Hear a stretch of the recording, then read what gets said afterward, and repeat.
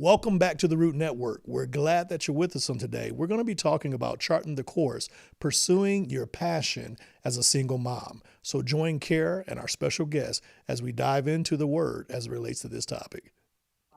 Right there. Okay. So we're going to shift gears just a little bit. So let's talk about a time where things got difficult.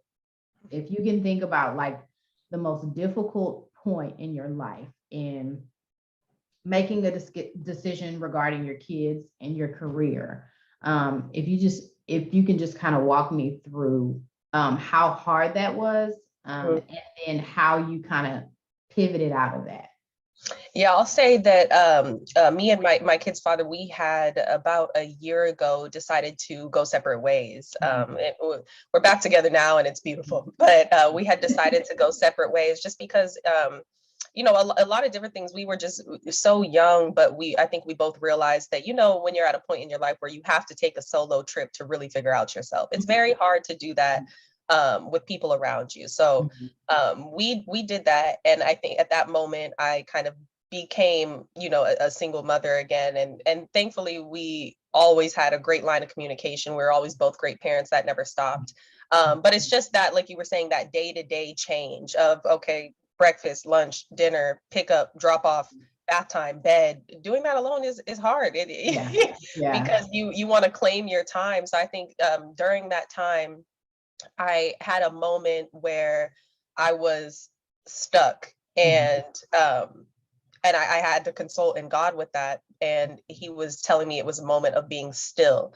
So I would emphasize that being still, I think when you're in a really hard time in your life, a lot of the times we could really get to a point where we feel like, okay, I want to prove so much that I could do everything, I could do it all.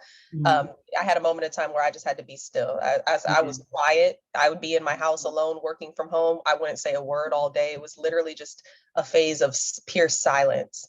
And in that time, I had so much understanding of what was going on around me. And I had to ground myself and find peace first. So I would say, at the hardest point in my life, I had to hone in on myself. I just kind of shut everything out. I quieted everything else around me.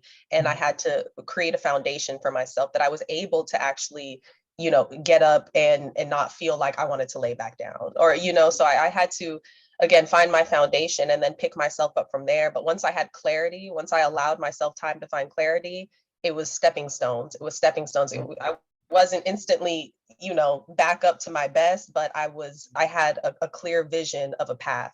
And I think that if I did not take time to silence, to speak with God and to hear myself and allow myself to rest. I think a lot as parents, once we put the kids to sleep, sometimes I'll be like, okay, work. Yeah. But no, I started to allow myself to lay on the couch, watch a Netflix show, not do anything and not feel guilty about it. So it just allowing my body time to rest, allowing my mind time to rest, and not constantly feeling like I had something to prove. It was, I started focusing on how I felt and how I thought, and I would allow myself to do that. If I was working and I was getting tired, I'd close the computer and go to sleep. So I started to listen to myself instead of constantly trying to battle with myself. And again, that's a lot of consulting with God. But during that time is when I feel like I became a grown woman. I'll say that because I finally got control over my mental. And that was the hardest part for me, that's the hardest thing I've, done. And because at that point, I was the sole focus of what my kids were looking at every day. They were looking at me, just staring at me. And so I'd be like, okay. So, and then they'll say little things that they don't even realize. Aria knew that I was going to, my daughter, she knew I was going to real estate school. And every day I would come home and she'd be like, did you sell a house? You're going to be a millionaire. You're going to sell $1 million worth of houses. And I was just and I had to keep it together. I could have cried. But they'll say little things like that. They'll just do little things that they don't even realize is so encouraging to you. And I would just live by that. So I took it day by day, on a technical standpoint, because you still have to get up and apply yourself. I would make smaller goals. I would have and that's how I knew I was on the right path, is because, like we were talking about, we were scared of success, is because I could see my success. I knew it was there. I could envision it. and it would drive me crazy because I'd be like, I just want to touch it.